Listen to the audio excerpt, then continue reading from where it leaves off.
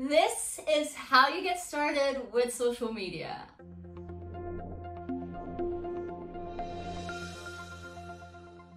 Hey everyone, my name is Sylvia and welcome to my channel. In today's video, we're going to be talking all about how you can get started with social media. So if you're a small business owner or a solopreneur of any kind, this video is for you if you're looking to start your own social media presence or even reactivate an old social media presence that you haven't been investing in the past. So let's get straight into it, shall we? The first thing you need to be doing when you're thinking about investing in social media management is to define your brand. If you want to invest in any kind of marketing, you need to be doing your homework and you need to have a clear idea of what your brand is all about. Now, when I'm talking about branding, I don't just mean your logo and your colors and everything like that. That's the pretty stuff, and while that's really important, that's not the main thing you need to worry about when it comes to branding. You really need to define your why, your brand values, your offers even. You need to have a clear idea of who your brand is. So if it were to be a person, you need to know them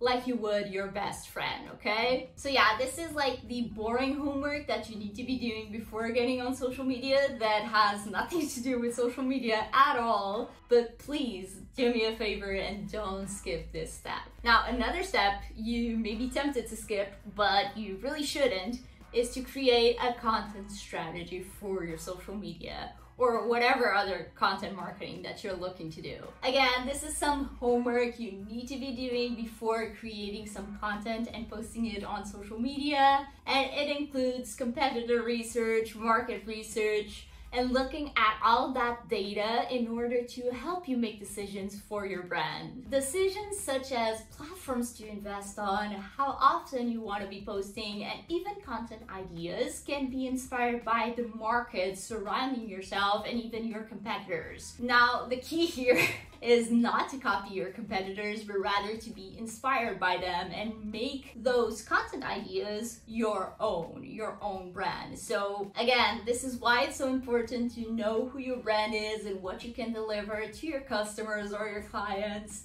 So please, again, don't skip these two homework steps. So yeah, after you do your homework, at the end of this stage, you should have a clear and easy to understand strategy so you can share with your team or implement it yourself. But also, something to note here is you want a strategy that's easily flexible so you can test out different content ideas. I'll tell you more about that in a second. Now, after you define your brand and you have your strategy in place, you can get into the fun part, or at least what I think is the fun part, the content creation stage. Now, I have 3 tips for you in this stage.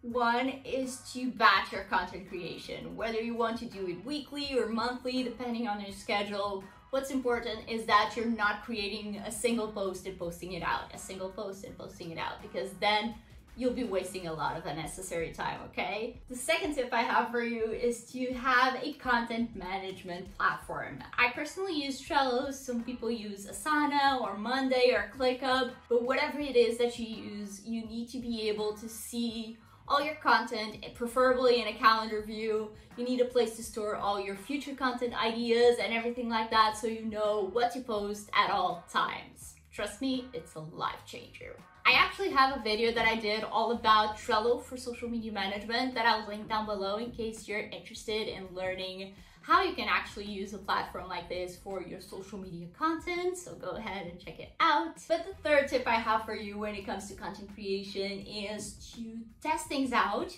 and also check back into your analytics at the end of each month to see which things that you tested are working and which ones are not. And that's also why I said to keep your strategy flexible, because you want to be able to test things out and change it if it's not working for you. Something may be working for your competitor and you decide to try it, but it doesn't stick with your audience. That's completely normal, but it's important to keep testing it out and keep putting out new content and reporting back on what's working so you know to do more of that. So yeah, in a nutshell, that's how you get started with social media. As a recap, you want to do your homework on who your brand is first. Then you want to create a custom strategy for you based on your competitor research and market research. And then in the end, you can jump into content creation, and I'm giving you 3 tips on how you can do that more effectively. Now, if you're staring at me and you're like, but Sylvia, that's just so overwhelming. I don't have time for all of that. I get you, and that's why I do what I do. So shameless plug here, I'm willing to help you out. I have a couple of services that could be helpful for you. So the first one would be one-off social media strategies. So if you have defined your brand, but you're not looking forward to doing all that research in order to craft a custom strategy for you, I can do that for you. I'll have a link down below of my strategy packages, so you can go ahead and check them out, get more information about them, or even message me if you have any questions. The second way you can work would be if you have a strategy in place already, or if you've already bought one of my social media strategy packages, is we can do ongoing content creation for your social media.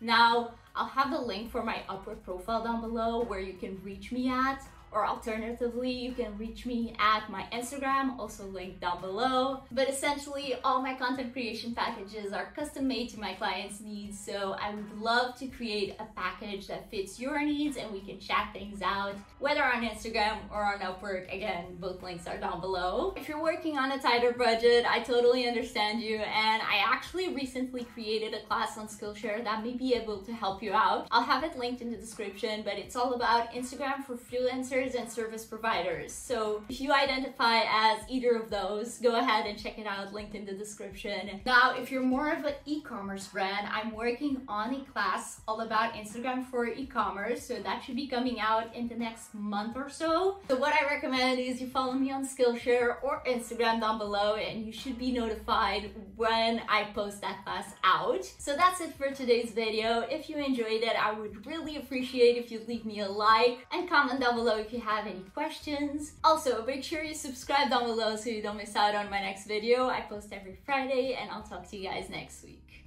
Bye!